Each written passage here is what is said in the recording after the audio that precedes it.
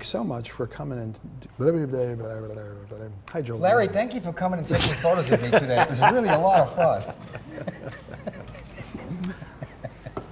We first met, Tommy Morangello said that I had to go down and hear the band, and I went down to hear the band, and I was blown away, and you guys asked me to sit in at the end of the night, which was very kind. And then you blew me off stage. That's because I used to put everybody else in bad amplifiers. Hey, come on up and jam. Oh, use that amp, you'll love it. But that was the first time I realized that you know, the guitar pickup could make such a big difference. You were playing an SG with humbuckers in it, and boy, you got you know, it was just a great tone, you know, just an absolutely amazing tone. And that that started me working on pickups. I had already done, you know, a lot of fret work and, you know, guitar work at the time, but, you know, coming down and hearing you play was just sort of a real eye-opener.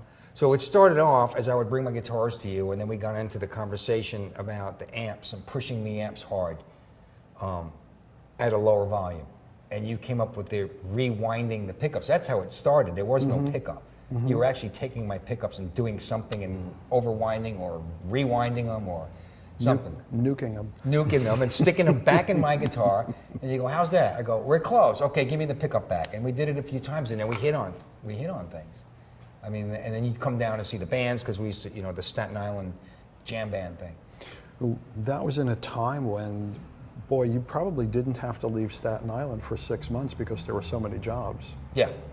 There was a ton of musicians and tons of gigs, and for the most part, it was all pretty good. I mean, you know, eventually, as time went on, the guys that didn't get successful and get out of there, which there was a number of us that did, like myself, Kazim Sultan, who ended up with Todd Rundgren and Meatloaf, David Johansen, who ended up in the New York Dolls, Sandy Gennaro, who's played with everybody. He did a lot of, he's actually did tours with the Monkees and lots of other people like that. Cyndi Lauper, Hank DeVito. What was it like when you first got the Super Distortion in your guitar and no one else had one? First of all, it was cool because no one else had one. It was great because I didn't have to, at the time I was anti-pedal. Not that there was a lot of pedals out, but I liked the idea of pushing the amp through the guitar. In other words, have enough gain coming out of the guitar to break the amp up, which you can't get out of a stock. Well, you couldn't get it back then out of the stock humbucker. Since then, some of the guitar companies have definitely taken things that they learned from a certain person and integrated it into their stuff. But there was nobody doing it at the time. So it did give me something that nobody else had. And it also was more enjoyable playing because I could do things that I couldn't do with stock pickups.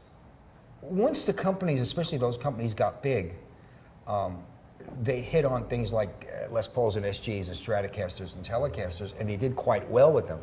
And back then the mindset was, well, if they're doing good, just leave it alone. You know, if it isn't broke, don't fix it. Not realizing that they had no idea how fast everything was moving at the time. They really didn't have a clue.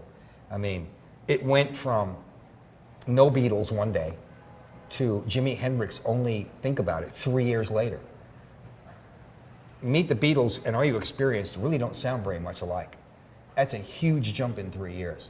So the artists were doing it, not the companies. But not the companies weren't doing it.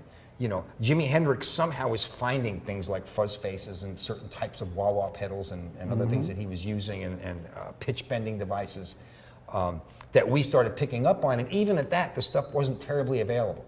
Whereas now, somebody comes up with a new fuzz tone and all of a sudden Musician's Friend just sold like 6 million of them. And there's more gear than you know what to do with it. Actually, it's to a fault on the opposite end of the scale now. In many ways, I think that, you know, the position that I came from as a designer was this was really an organic way to do it. It was just turn the pickup up louder, and the amp really started to take off. And it was a matter of tuning the guitar and the pickup and the amp so that it all just worked together. Well, it's, you know, you got to look at what kind of a sound you want to get, and then you have to figure out the components to make that happen. What kind of guitar, what kind of pickups goes into what kind of amp to make me sound like me.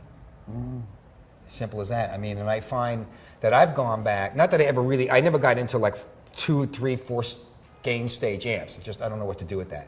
Somebody put one in front of me at a jam a couple of months ago, and I was terrified.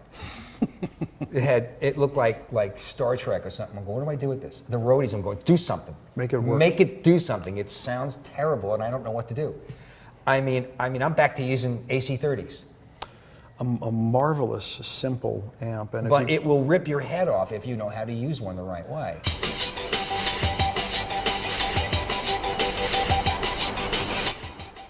How did you get picked up with Bowie? Being in the right place at the right time, meeting the right guys, and then taking that chance of saying, you know what? If I stay here in Staten Island and I keep playing cover tunes, I'm going to wake up 20 years from now and I'm going to be sitting in the same place.